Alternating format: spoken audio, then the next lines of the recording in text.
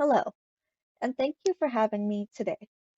I'd like to spend some time going over our proposed outline for the facilitation event scheduled on November 3rd and 4th, 2020 at the Red River Community Hall and answer any questions that you may have. I appreciate your time in listening to this presentation, and I look forward to working with you very soon, whether that be in person or via Zoom. First of all, I would like to acknowledge that our participants include members of the Arapaho Nation, the agricultural communities of California and Colorado, outdoor enthusiasts, Nevada residents, and RED, also known to some of you as the Colorado River. This is a diverse group, and I look forward to hearing your different perspectives on the issues that we are going to tackle together.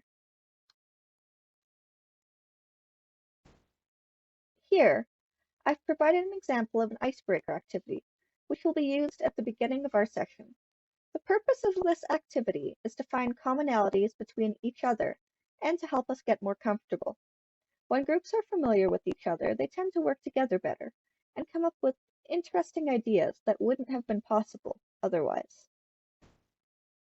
Our overview for goals for these 2 days are to understand group dynamics, of which I will provide an overview in just a moment, and to provide input regarding the following topics: the impact of drought on RED, legal issues surrounding water rights and usage, and community buy-in and understanding of the state of the Colorado River.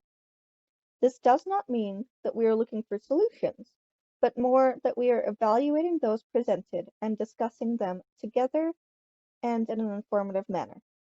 As we will be talking about some potentially difficult issues, I've provided a little bit of an overview of the first topic we'll be working on together. Group dynamics can be difficult to navigate and understand for those who are unfamiliar with the process. We often assume that decision-making is linear. We have a problem, we solve it, we move on. But it's often not that simple.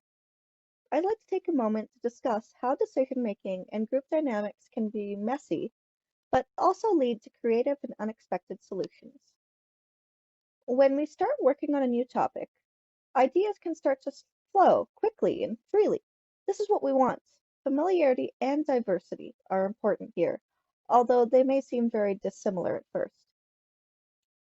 Often, we can hit what's referred to as the groan zone, and this is where things get a little bit harder. It's uncomfortable, but I promise it's an important step. It's also at this point where I would like to stress that our facilitation space is a judgment-free and positive environment. We may have clashing viewpoints and ideas of how to proceed, and that's okay. People have different ways of problem solving and working through issues, and as much as possible, I'd like to honor that. As we move through the process, we'll start to consolidate ideas and generate solutions. While we are working together, I would like to ensure that everyone attempts to understand other points of view, even if they may not agree with them. We are working together for solutions that are inclusive as possible and honor the different paths and needs of people who rely on and enjoy RED. After my presentation on group dynamics, I will invite all participants to take part in a cocktail party activity, which is meant to encourage mingling and getting to know one another. As mentioned earlier, this will help us work together better and come up with more innovative and interesting solutions and ideas.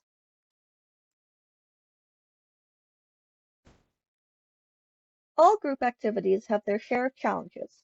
Here, I've provided 2 examples of challenges that could occur during our facilitation and ways of handling them. Of course, there are many, many other problems that could arise, but for now, I'd like to focus on the 2 I think may be the most relevant. The first is that of technological distractions. We live in an increasingly interconnected world, and while I understand how important it is to stay on top of things, I would ask that we refrain from using cell phones and laptops while in session unless absolutely needed. However, they could become a problem, and to this end, I have provided 2 possible solutions. Either we could take a brief recess in order to check in on the outside world and answer any emails, texts, or phone calls that are urgent, or we could create a phone zone where phones could be left until designated breaks. The second challenge is that of disrespectful behavior or actions. Discussions with large and varied groups can sometimes get heated, and while we try to avoid that, it's sometimes inevitable. While no harm may be meant, actions and words can create an unpleasant environment for the people involved. Were this to happen, I would first remind the group of our positive feedback ground rules. Otherwise, I would take some time to facilitate a conversation in order to clear the air and help us move forward. Our last slide here is a presentation of the anticipated agenda. You'll see that each day is broken down into segments and that activities and topics are clearly stated. If you take a look at the more in-depth copy that I've provided you, you'll see that I've also shown time estimates for each segment of the day. I have overestimated these times just slightly to allow a buffer between activities or for the exploration of new ideas or concepts. I've also allotted time for end-of-day wrap-ups, previous day reviews, and check-ins. These are important because they can be used as a way to track how people are feeling within our facilitation session and to make sure that ideas were resolved in a way that meets our needs. As I'm sure we all know, nothing ever takes the time we think it will. Thank you so much for your attention and the opportunity to discuss this with you. I look forward to our continued discussions and to seeing you on November 3rd, regardless of how that shapes up. Please don't hesitate to reach out with any questions or concerns.